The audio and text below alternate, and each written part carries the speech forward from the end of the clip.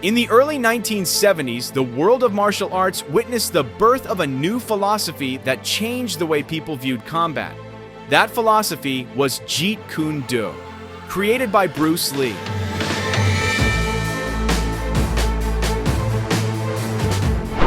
Jeet Kune Do isn't just a martial art, it's a liberation from the rigidity of tradition. Bruce Lee rejected being trapped by rules, taking what was useful, discarding what wasn't, and adding his own unique touch. In his words, be water, my friend. Now water can flow or it can crash. Be water, my friend. Jeet Kune Do was born from observation and real-life experience. Bruce Lee studied various disciplines, Wing Chun, boxing, fencing, even judo, and fused them into a fluid, adaptive system. It's not a closed system, but a living one, constantly evolving alongside its practitioners.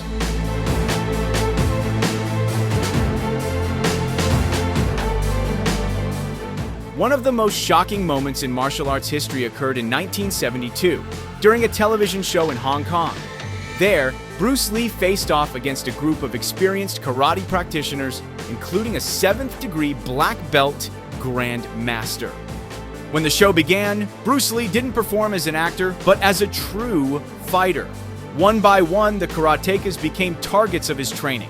Each time he unleashed a kick, their bodies were thrown back, unable to mount any significant resistance.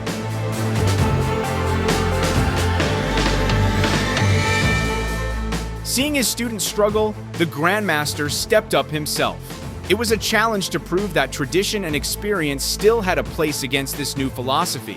But it only took one swift kick from Bruce Lee to send the Grandmaster crashing to the floor, not out of hatred, but out of principle.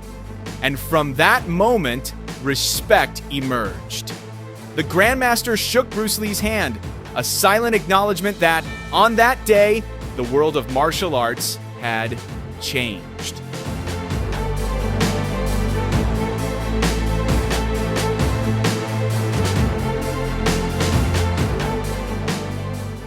Each fight became a stage for Jeet Kune Do to prove its power. Bruce Lee faced off against Bob Wall in the legendary film Enter the Dragon. Though it was just a movie scene, many knew it was more than just acting.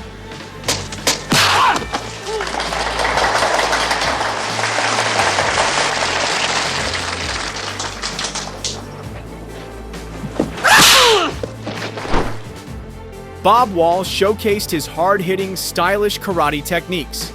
But against the speed and flexibility of JKD, he looked like a beginner.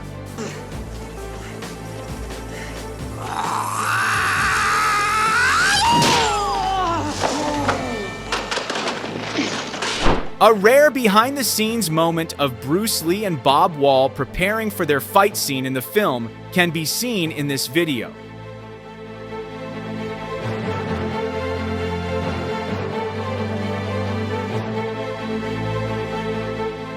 In the video, you can see the camaraderie between Lee and Wall during their training. Bruce Lee demonstrates his brilliant techniques and martial arts skills.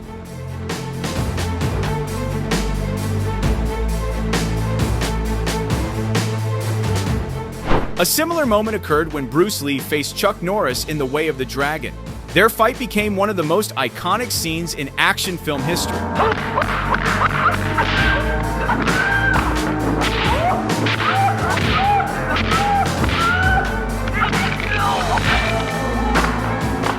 After a fierce exchange of punches and kicks, Bruce Lee ended the duel with a guillotine choke, a combination of traditional martial arts and modern approach.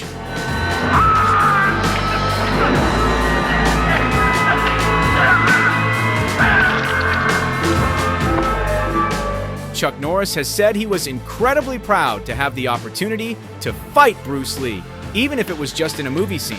This was directly acknowledged by Norris in one of his interview video clips. When I did the movie with him, and doing that fight scene with him, just seeing how fast he was and what an incredible athlete he was. But it wasn't just in the films. In a rare recording, Bruce Lee trains with his beloved student, Ted Wong. In their sparring session, we can clearly see how Bruce Lee applies the philosophy of be water.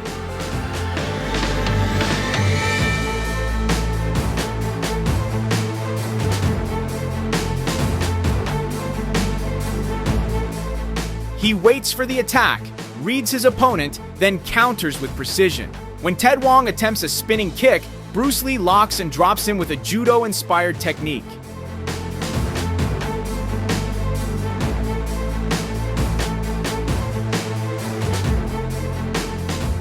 There is no wasted movement.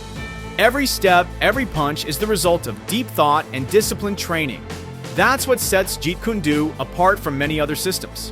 While karate relies on patterns, JKD chooses spontaneity. Where karate teaches forms, JKD teaches function. The fight between a white belt karate practitioner and a Jeet Kune Do practitioner further exemplifies how the rigid, rule-bound style of karate contrasts sharply with Bruce Lee's free and flexible approach.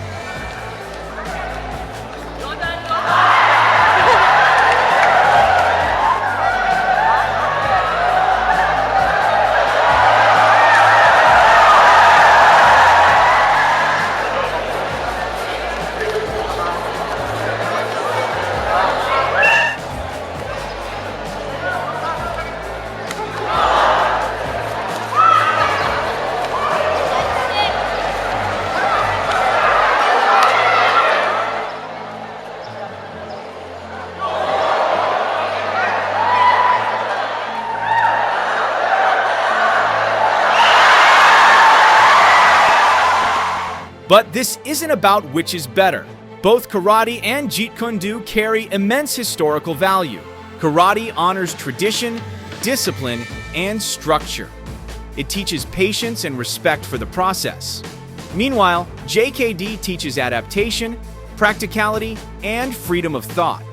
They are like two sides of the same coin in the world of martial arts.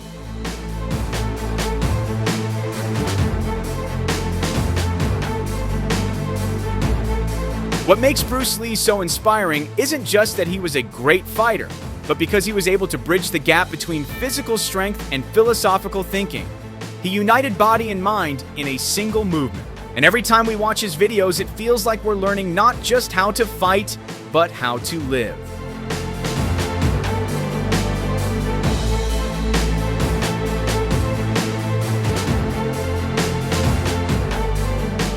Bruce Lee believed that martial arts should be approached with scientific principles, incorporating concepts from kinetics and physics into his training, making JKD a truly scientific approach to self-defense. Bruce Lee was also known for his incredible speed and agility. One fascinating fact is that he could perform push-ups with just 2 fingers, his thumb and index finger of one hand, while keeping his feet shoulder-width apart.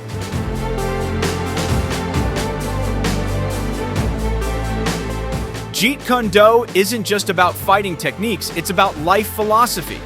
Bruce Lee taught that in life, as in combat, we must be flexible, adaptive, and always ready to face change. With this approach, he not only transformed the world of martial arts, but also inspired millions around the world to become the best versions of themselves.